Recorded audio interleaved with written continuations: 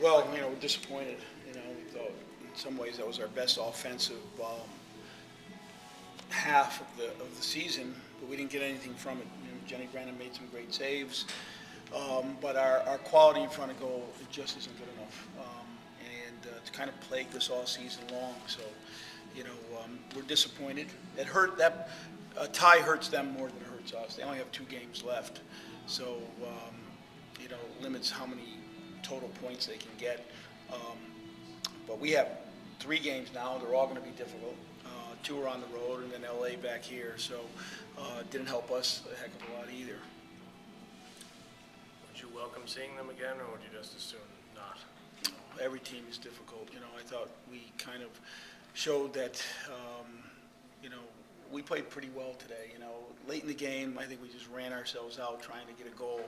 So they had a couple half chances, but I thought we played pretty well today. So if we go out with that sort of endeavor, we should be fine. So if they're here, whoever, all these teams are difficult. So whoever you have, you have to perform. Why did you take Amy Rodriguez out when you did? She just wasn't working hard enough. I mean, she's the fastest player on the field. I don't want to. I've had a talk with Amy, and it's kind of like I didn't want to take her out. We only have 3 subs, so I basically wasted a sub putting her in. And before I put her in, I said, "Are you going to work hard? Because otherwise, I won't put you in." And I don't think she worked hard enough. So. Do you stick with the 4-5-1 again, or maybe you should switch it back to the 4-4-2? I don't know. We'll have to see. Washington's a little bit different team. I thought the 4, was more of a 4-3-3 today. And we got a lot of attack from Lil and a lot of attack from Fabiana. Jenny Nobis was a thorn in their side. The only thing we didn't really do well was earn enough corner kicks. I think we earned one that wasn't given to us, but other than that, we didn't earn enough corner kicks. And we got some pretty big bodies in there, so it's not bad to get some of those. Is Fabiana essentially just not up to 90 minutes? Yeah, she's not 90 minutes. She's doing well considering that she had an ACL major surgery in early December. So, it's 9 months before you can really get out there, and really it's a year. It's a year for you to be all the way back. So her speed isn't quite there yet, but she's doing well. But she gets tired, obviously. What were your thoughts on Scott playing the box? It's hard to see. It looked like it was a foul from me, from my angle, but, until I see it on the tape, we'll have to see. So, I don't think Daniel did a bad game today. He's had some tough calls against us. The corner kick that beat us down in New Jersey was actually a goal kick, but, he called it a corner. So this one here, he's had some tough calls against us, but, it's hard to say. He's right on the play. And I thought, for the most part, he did a pretty good job today. How is Kelly Smith? Well, she's recovering, so we hope we have her next week. If we don't, we still need to win. Washington's obviously behind us. We'll see what happens in their game tomorrow. But it's going to be tight for the 4 teams that are searching for 3 spots. It's going to be really tight. Do you think the team in the last few weeks has learned a bit how to play without Kelly? Yeah, we had 2 wins without Kelly last week. We had an excellent win without 7 national team players.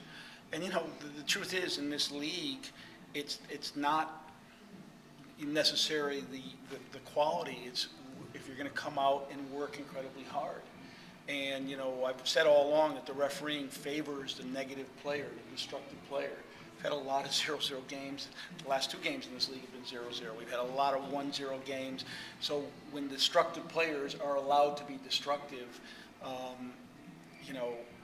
it's hard to score.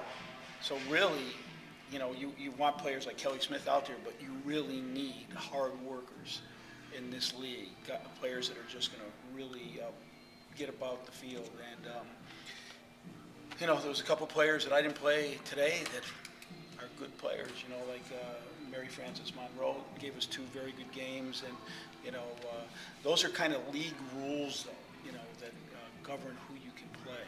You have to first play not in every situation, but the fully contracted players who you can travel who you can play. So I'm pleased with the team. I mean, I think that this team now is much more complete than we were early in the season. I have a lot of options to put on the field. I thought we played very well to open the game, and you know, if you don't make your chances, then you know, you run the risk of not getting the result you want. Is Weber still in the mix to play No, again? she's out.